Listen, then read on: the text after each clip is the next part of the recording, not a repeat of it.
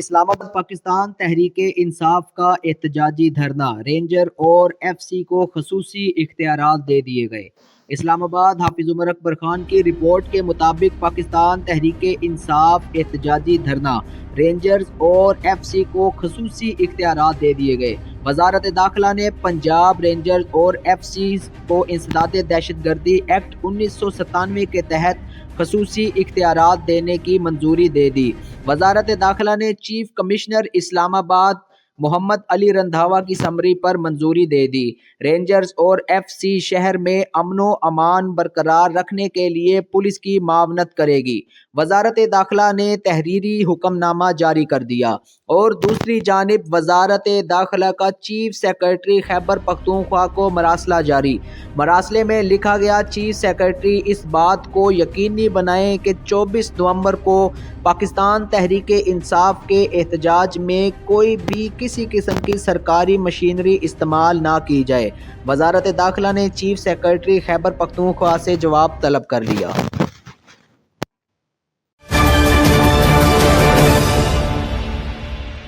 خبر شامل کرتے ہیں کھچی والا سے ہمارے نمائندہ ڈسٹرکٹ رپورٹر بہاول نگر محمد احمد کہلوں کی رپورٹ کے مطابق رورل ہیلتھ سینٹر کھچی والا میں اسکریننگ کیمپ کے انعقاد کے موقع پر ایم پی اے پی پی 242 چودھری کاشف نوید پنسوتا اور اسسٹنٹ کمشنر فورٹ عباس عریج علی حیدر نے گفتگو کرتے ہوئے کہا کہ وزیر اعلیٰ پنجاب محترمہ مریم نواز کا صوبہ بھر میں عوام کو پیشگی امراض کے متعلق آگاہی فراہم کرنے کے لیے اسکریننگ کیمپس کا انعقاد اچھا اقدام ہے۔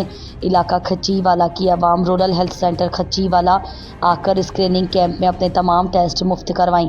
اچھی صحت اور اچھی تعلیم مضبوط معاشرے کی بنیاد ہوتے ہیں۔ ڈپٹی ڈسٹرکٹ آفیسر ہیلتھ تحصیل فورٹ عباس ڈاکٹر عبدالرؤف گورایا نے کہا کہ اسکریننگ نوا مراحل میں ہوگی۔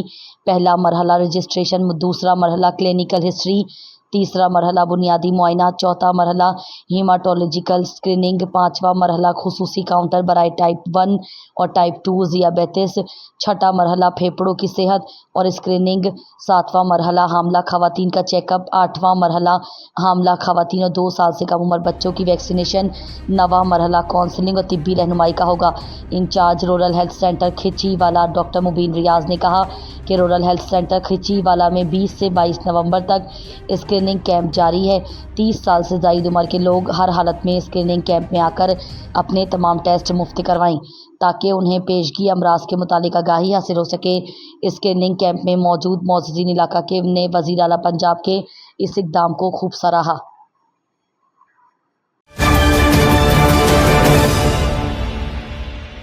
خبر شامل کرتے ہیں لاہور سے، جہاں ایس ایس پی انویسٹیگیشن محمد نوید کی اپنے دفتر میں کھلی کچہری کا انعقاد کیا گیا۔ ہمارے بیورو چیف جنوبی لاہور ارشد چودھری کے مطابق کھلی کچہری میں انچارج انویسٹیگیشنز اور تفتیشی افسران نے بھی شرکت کی۔ شہریوں نے اپنے مسائل سے ایس ایس پی انویسٹیگیشن کو آگاہ کیا۔ ایس ایس پی انویسٹیگیشن نے شہریوں کے مسائل سنے اور موقع پر ہی احکامات جاری کیے۔ تفتیشی افسران کو میرٹ پر مقدمات نمٹانے کی سخت ہدایات کی۔ مقدمات کی تفتیش کے حوالے سے عوام الناس کی شکایات کا فوری ازالہ کیا جائے گا۔ ایس ایس پی انویسٹیگیشن کا مزید کہنا تھا کہ شہریوں کے جان و مال کا تحفظ پولیس کی اولین ترجیح ہے۔ شہریوں کو فوری اور بروقت انصاف کی فراہمی سے ہی امن و امان کا قیام ممکن ہے۔ پولیس افسران شہریوں کے ساتھ خوش اخلاقی سے پیش آئیں اور اپنی کارکردگی کو مزید بہتر بنائیں اور عوام الناس کے مسائل کے حل کرنے کے لیے میرے دفتر کے دروازے ہر وقت کھلے ہیں۔ گورنمنٹ گرلز اسلامیہ ہائی اسکول سیالکوٹ میں 8 میگا واٹ کے سولر پینل سسٹم کے افتتاح۔ ہمارے بیورو چیف نعمان چودھری کی رپورٹ کے مطابق ڈپٹی کمشنر محمد ذوالقرنین لنگڑیال نے گورنمنٹ گرلز اسلامیہ ہائی اسکول میں 8 میگا واٹ کے سولر پینل سسٹم کے افتتاح اور بچوں میں اسکول یونیفارم، شوز اور تدریسی سامان کی تقسیم کیا۔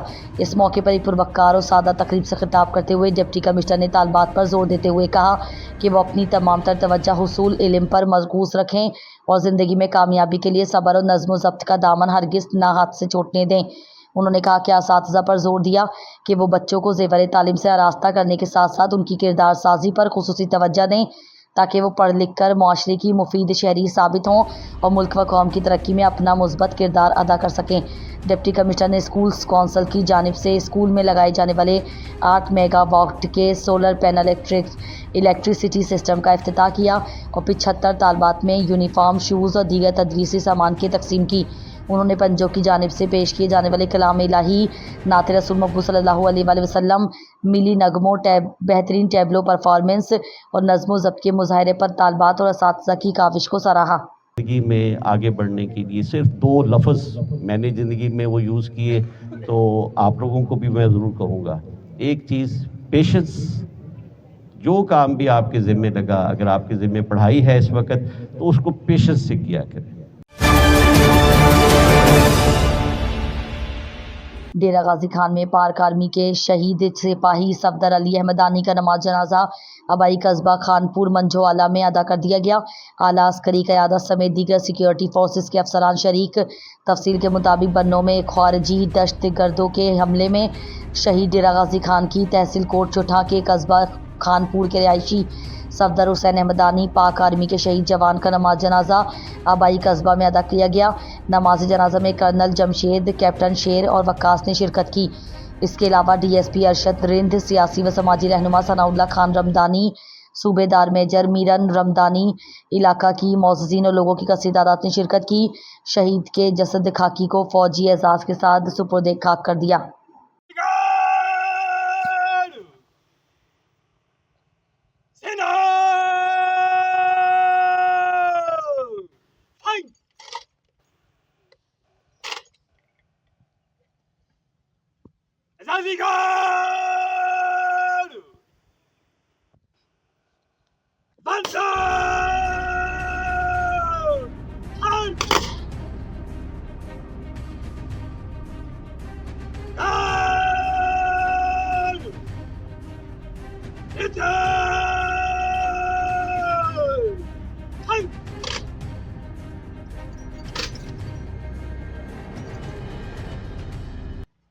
Azadigar!